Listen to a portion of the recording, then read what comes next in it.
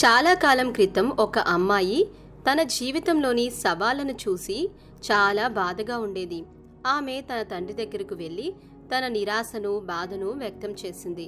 ప్రతిరోజు ఒక సమస్యకు పరిష్కారం వచ్చిన వెంటనే మరొక సమస్య. ఈ సమస్యలను నిరంతరం ఎదుర్కొంటూ ఎలా ముందుకు సాగిపోవాలో ఆమెకు అర్థం కావటం లేదని తన తండ్రికి తెలియపరిచింది. ఆమె తండ్రి నైపుణ్యం కలిగిన ఒక షెఫ్ అనగా వంటవాడు.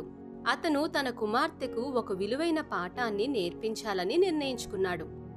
అతను ఆమెను వంటగదికి తీసుకువెళ్లి 3 పాత్రలను నీటితో నింపి స్టవ్ వెలిగించి స్టవ్ పైన ఆ పాత్రలను ఉంచడం ప్రారంభించాడు. నీళ్లు మరిగేటప్పుడు అతను ఒక పాత్రలో బంగాళదుంపలు, మరొక పాత్రలో గుడ్లు, 3వ పాత్రలో కాఫీ గింజలను వేశాడు. పాత్రలో నీళ్లు మసులుచుండగా కూతురు శ్రద్ధగా చూస్తూ ఉన్నది. తన తండ్రి తనకు ఏమి చూపించాలనుకుంటున్నాడో అని ఆలోచిస్తూ ఉంది. కొంత సమయం తర్వాత అతను స్టవ్ ఆఫ్ చేసి ప్రతి పాత్రలోని వస్తువులను జాగ్రత్తగా బయటకు తీయసాగాడు.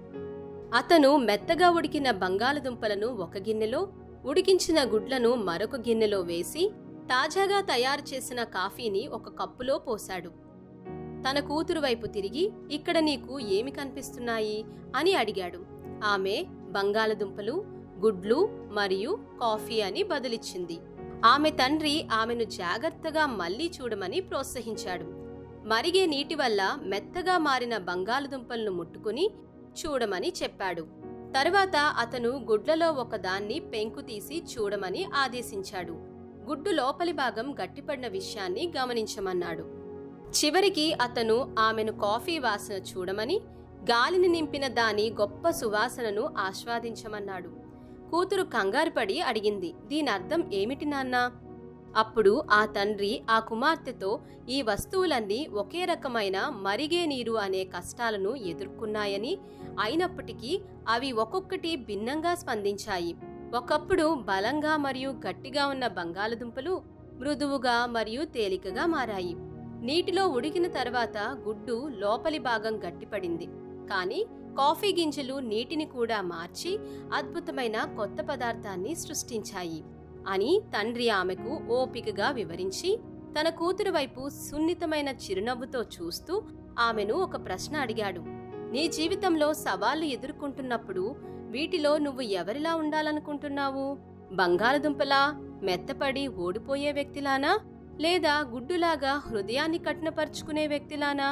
లేదా కాఫీలాగా ప్రతికూలతను ఒక అవకాశంగా మార్చుకుని నీవు ఎదుర్కొంటున్న పోరాటాల నుండి అద్భుతమైన, అందమైన దాన్ని తయారు చేసే వ్యక్తిగా ఉంటావా?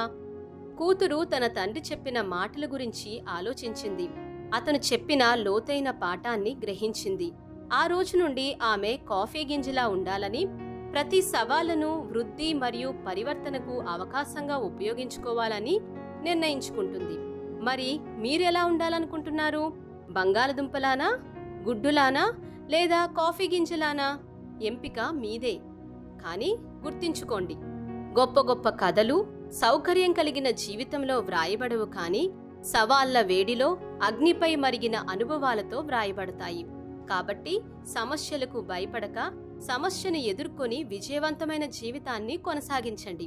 బైబిల్ గ్రంథంలో ఈ విధంగా వ్రాయబడి ఉంది. యోబు 23వ అధ్యాయము 10వ వచనంలో, నేను నడుచు మార్గము ఆయనకు తెలియను, ఆయన నన్ను శోధించిన తర్వాత నేను సువర్ణం వలె కనబడుదును. శోధన తరువాత మనం సువర్ణం వలె మార్చబడతాము. గనుక శోధనా కాలంలో కృంగిపోక శోధనలు ఎదుర్కొని జయించి దేవుని ఆశీర్వాదాలకు వారసులు కండి.